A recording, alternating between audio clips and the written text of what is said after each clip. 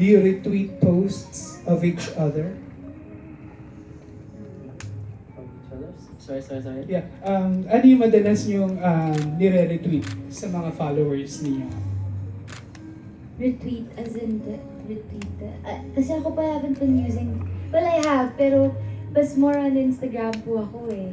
And even si James po. So I guess yung mga, especially si James, yung mga ni-re-upload na lang po, ni-re-repost na lang po niya is yung mga artworks.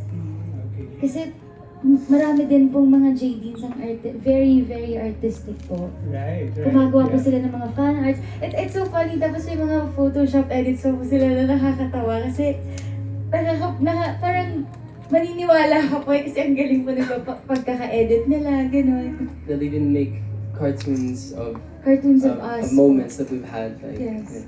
Yeah, I saw one yesterday. Pinakita ni Pilet. Grabe, ang ganda. Ang ganda ng Galing po artwork. sila talaga. Yes.